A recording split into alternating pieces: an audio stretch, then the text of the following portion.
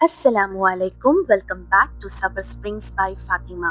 நபி யூசுப் அலைஹிஸ்ஸலாம் பொறுமை மற்றும் நம்பிக்கையின் கதை. அவர் வாழ்க்கையில் பல பெரிய சோதனைகளை சந்தித்தார். சகோதரர்கள் துரோகம் செய்தார்கள், பொய்யாக குற்றம் சுமத்தப்பட்டது, சிறையில் அடைக்கப்பட்டார். ஆயினும் அவர் அல்லாஹ்வின் மேலான நம்பிக்கையை ஒருபோதும் இழக்கவில்லை. நபி யூசுப் அலைஹிஸ்ஸலாம் நபி யாக்கூப் அலைஹிஸ்ஸலாம் அவர்களின் மிகவும் அன்பான மகன். அவருடைய அறிவும் அழகும் ஒரு வரமாக இருந்தாலும் அவருடைய சகோதரர்கள் பொறாமை கொண்டார்கள். பொறாமை கொண்ட சகோதரர்கள் தந்தை நபி யாக்கூப் அலைஹிஸ்ஸலாமிடம் சென்று நபி யூசுப் அலைஹிஸ்ஸலாமை தங்களுடன் விளையாட அனுப்புமாறு கேட்டார்கள். ஆனால் அவர்கள் உள்ளத்தில் ஒரு தீய திட்டம் இருந்தது. ஒரு இரவு நபி யூசுப் அலைஹிஸ்ஸலாம் தந்தை நபி யாக்கூப் அலைஹிஸ்ஸலாம் அவர்களிடம் ஒரு விசேஷமான கனவை பற்றி கூறினார். 12 நட்சத்திரங்கள், சூரியனும் சந்திரனும் அவருக்கு சஜ்தா செய்தன. நபி யாக்கூப் அலைஹிஸ்ஸலாம் அவர்கள் இது ஒரு பெரிய எதிர்காலத்தின் அறிகுறி என்று புரிந்து கொண்டார். அதனால் நபி யூசுப் அலைஹிஸ்ஸலாமிடம் யாரிடமும் கனவை சொல்லாமல் இருக்க அறிவுரை கூறினார். அடுத்த நாள் சகோதரர்கள் தங்கள் தம்பியான நபி யூசுப் அலைஹிஸ்ஸலாம் அவர்களை அழைத்து சென்றார்கள். ஆனால் நபி யாக்கூப் அலைஹிஸ்ஸலாம் அவர்களுக்கு தெரியவில்லை இந்த பயணம் அல்லாஹ்வின் பெரிய திட்டத்தின் ஒரு பகுதி என்பது. வீட்டிலிருந்து தூரமாக வந்தவுடன் சகோதரர்கள் நபி யூசுப் அலைஹிஸ்ஸலாம் அவர்களை பிடித்து அவருடைய சட்டையை கிழித்து ஆழமான இருண்ட கிணற்றில் தள்ளிவிட்டார்கள். நபி யூசுப் அலைஹிஸ்ஸலாம் இருளில் தனியாக விடப்பட்டார். ஆனால் அவர் அல்லாஹ்வின் மீதான நம்பிக்கையை இழக்கவில்லை. அவ்வழியாக சென்று கொண்டிருந்த பயணிகள் சிலர் நபி யூசுப் அலைஹிஸ்ஸலாமை கண்டுபிடித்து எகிப்தில் அடிமையாக விற்கப்பட்டார்.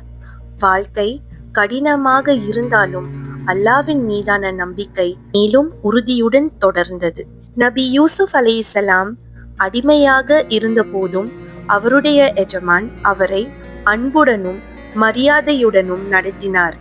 நபி யூசுப் அலைஹிஸ்ஸலாமின் நேர்மையை நம்பி முக்கியமான பொறுப்புகளை அவருக்கு அளித்தார். நபி யூசுப் அலைஹிஸ்ஸலாம் அழகும் ஞானமும் நிரம்பிய ஒரு ஆண்மகனாக வளர்ந்தார்.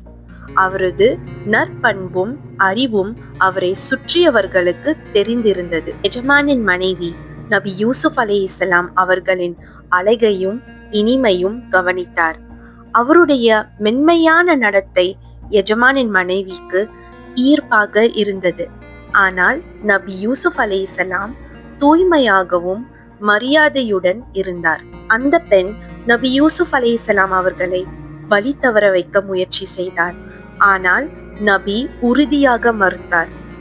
அப்பெண் கோபத்தில் நபியின் சட்டையை பின்னால் பிடித்து கிழித்தார். பின்னர் நபி யூசுப் அலைஹிஸ்ஸலாம் தவறு செய்தார் என்று பொய் குற்றம் சுமத்தினார். விசாரணை நடந்தது.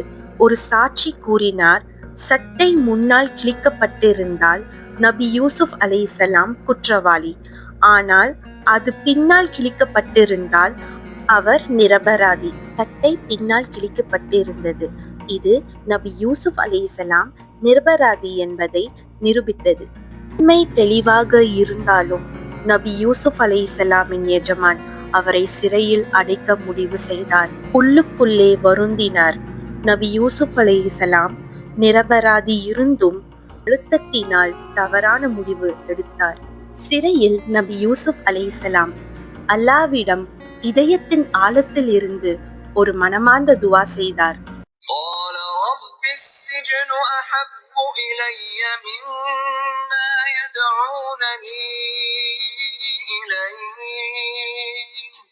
وَإِلَّا تَصْرِفْ عَنِّي كَيْدَهُنَّ أَصْبُ إِلَيْهِنَّ وَأَكُنْ مِنَ الْجَاهِلِينَ.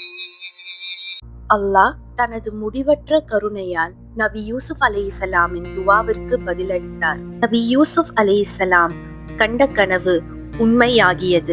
நபி யூசுப் அலைஹிஸ்ஸலாம் அரசரின் கனவை பொருளாக கூறினார் மற்றும் அதிகாரத்தில் உயர்ந்தார்.